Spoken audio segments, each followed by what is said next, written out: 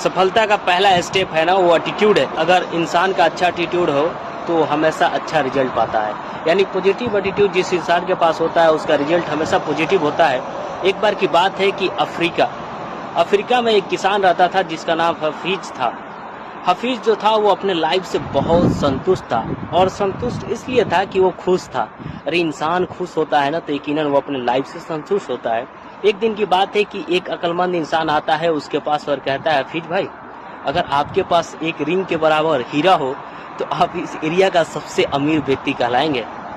फिर कहता है, सोचिए, अगर आपके पास बहुत सारा हीरा हो तो आप पूरे एरिया का राजा कहलाएंगे।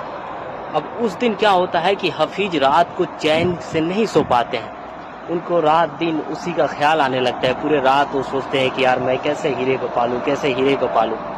अब होता क्या है कि वो सुबह में उठता है और पूरे अपने जो सामान थे, जो अपने राज में जो भी चीजें थी, वो सब बेच देता है और बेच के हीरे के तलाश में निकल पड़ता है।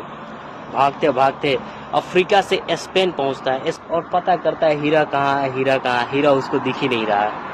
लास्ट में उसको ऐसा फील होता है कि यार मैं जिंदगी में कुछ अचीव ही नहीं कर पाया, इतना भागा, यहाँ गया वहाँ गया, कुछ नहीं मिला मुझे।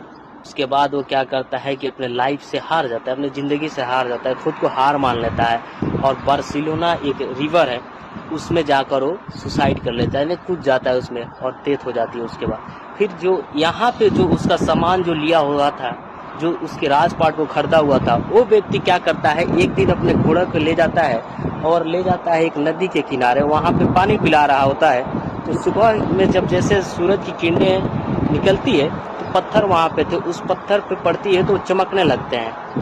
तो ये व्यक्ति क्या करता है कि उस पत्थर को उठाता है और अपने घोड़े पे सजा देता है और लेकर आता है।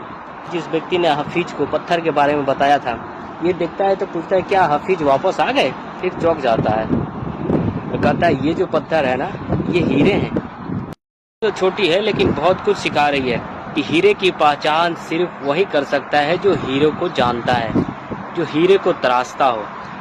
और दूसरी बात यह है कि हमें किसी की बात को बिलीव नहीं करना चाहिए जब तक कि आप उससे अच्छा से ना जान लें। तीसरी चीज़ ये है कि जब इंसान का एटीट्यूड अच्छा होता है तो वो जहाँ भी जाता है उसको सफलता ही दिखती है। और चौथी बात यह है कि आप किसी भी चीज़ को कंप्लीट जानें, इनकम्प्लीट ना जानें, वरना कहावत है ना कि नीम हकीम खतरे में जाए। आधा अधूरा ज्ञान जो होता है वो बहुत नुकसान करता है।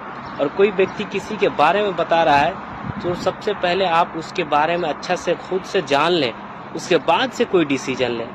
कहानी अच्छा लगे तो शेयर कीजिएगा।